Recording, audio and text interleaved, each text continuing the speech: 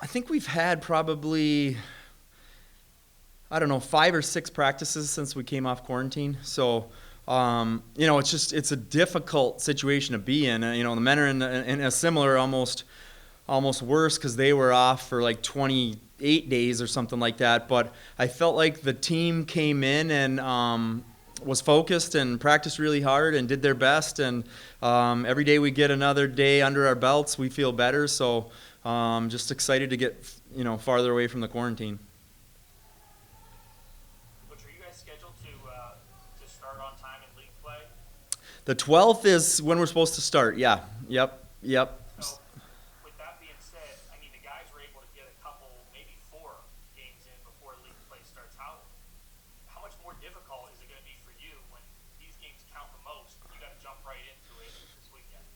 That makes it tough. The hardest part is it's just such an uneven playing field this year because, like, Northern Kentucky will have had 4 games in, Division I games that they played, before we play them. But it is what it is. I mean, that's why the NCAA basically, told everyone on the team that they have another year. So we're going to make the most of it. We're going to try the best we can, try to bring the the best team we can there, and go from there. John, with that being said, this format of playing teams back to back, Yeah. how much That makes it more difficult too, especially when you've been out, because the wind and the legs and all of those things that you've been working on for months and months now have to be worked on again, and you can't just get that back overnight. It takes a lot of practice, a lot of running, and really to be in game shape is a whole different story than just practice shape. So it's going to be a little bit, but again, we're just going to do the best we can. was this the best case scenario though for the league to kind of do it this way? The league, what do you mean? I mean the back-to-back games, I think so, yeah. Actually, I had another coach from another league saying they really wish they would have done it like this because it gives you you're guaranteed to play in at least those 2 games, and then you got to retest again, and potentially you could get in more games.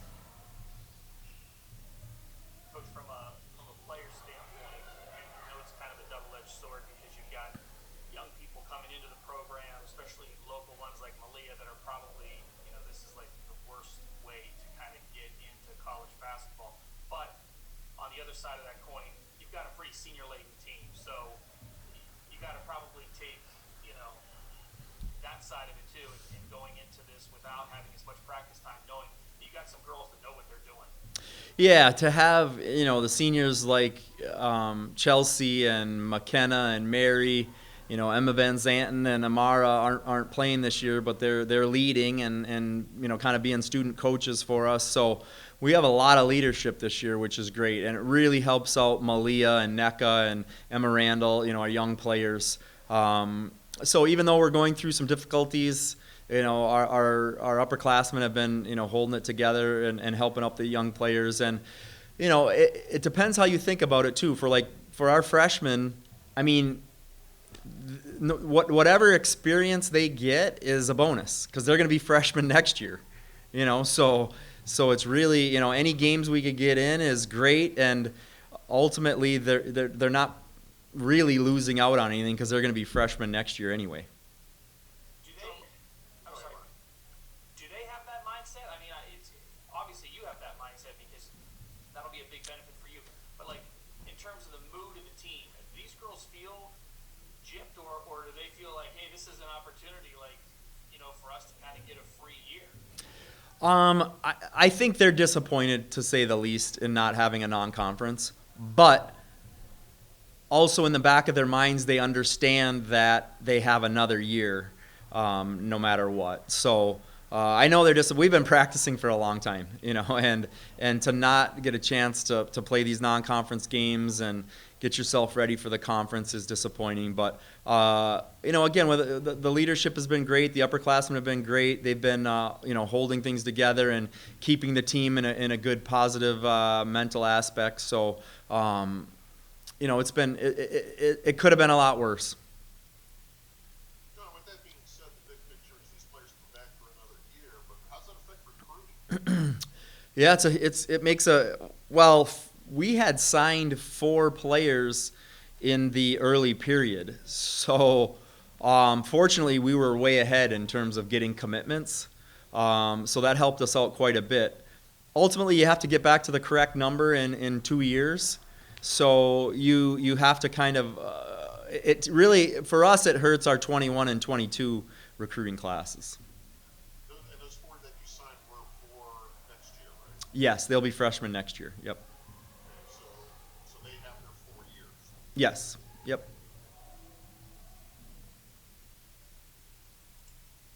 Coach, what would you say are the biggest differences between your team as you look at last year into this year with some new players in the mix, some players back? What would you say are the biggest differences heading into this year? I think upperclassmen and experience. To have Mary. Really, I mean, we had no seniors last year. Now we have 3. Full time. All conference level seniors. So that makes a huge difference. I think having our younger players that have played so much last year have great experience, just because they played all the time out of necessity. So that gives us a lot of depth this year. John, I don't want to use the word critical, but your first 4 games against Northern Kentucky, I believe, and Green Bay, are on the road, so you're not going to play a big league until the first of the year. So, I mean, how do you kind of approach that with your first 4 games, on the road? We're really just trying to play games. You know what I mean? We don't care if they're home, away. We just want to play games, and with a senior laden crew, and they know what it's about to go on the road and try to get it done, and how much more difficult it is, and so we're just gonna try to play as many games as we can and do the best we can. What about safety protocols? I know Jared says you guys get tested. They get tested. All Division I programs get tested 3 times a week. Is that the same? Obviously the same for you guys. Yep. We get tested 3 times a week, and that's non-consecutive days before games.